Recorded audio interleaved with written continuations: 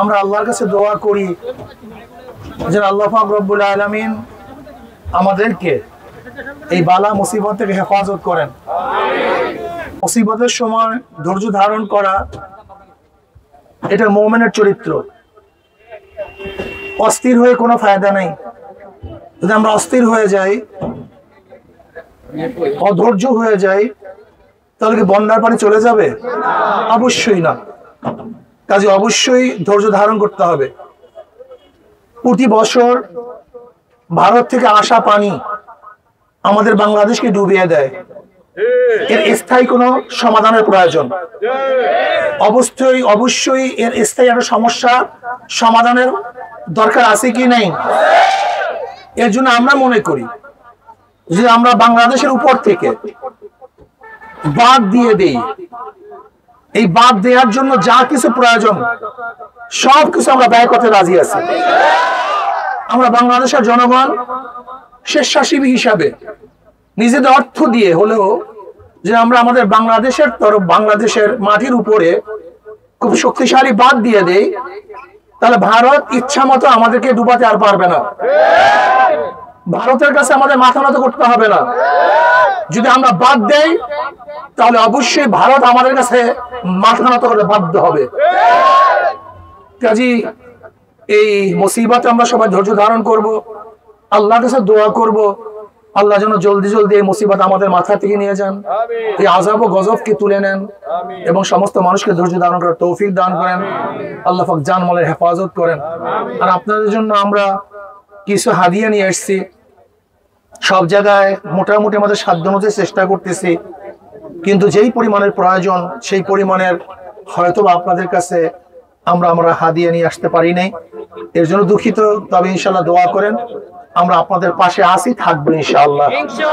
আল্লাহুম্মা আমিন। রব্বানা যালামনা আনফুসানা ওয়া ইল্লাম তাগফির লানা ওয়া তারহামনা লানাকুনান্না মিনাল খাসিরিন।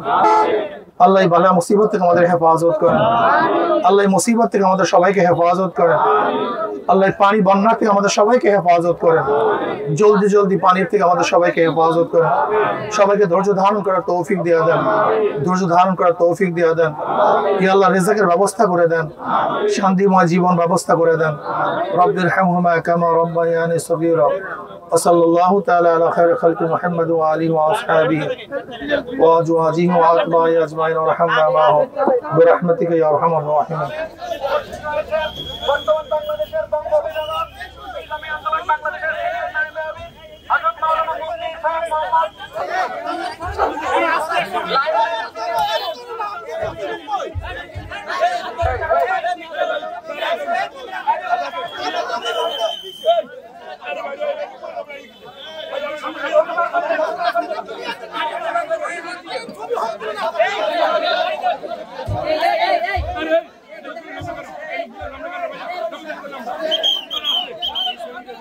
সামনে লোক ছবি দিচ্ছি।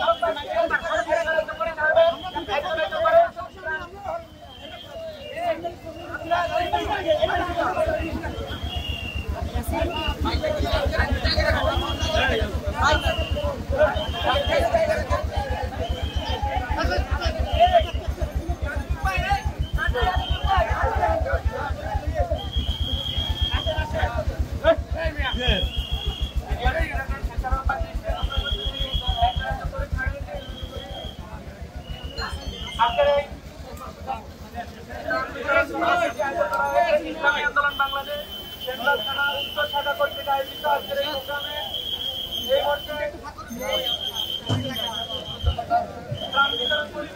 ইসলামী আন্দোলন বাংলাদেশের সিনিয়র নায়ক বাংলাদেশের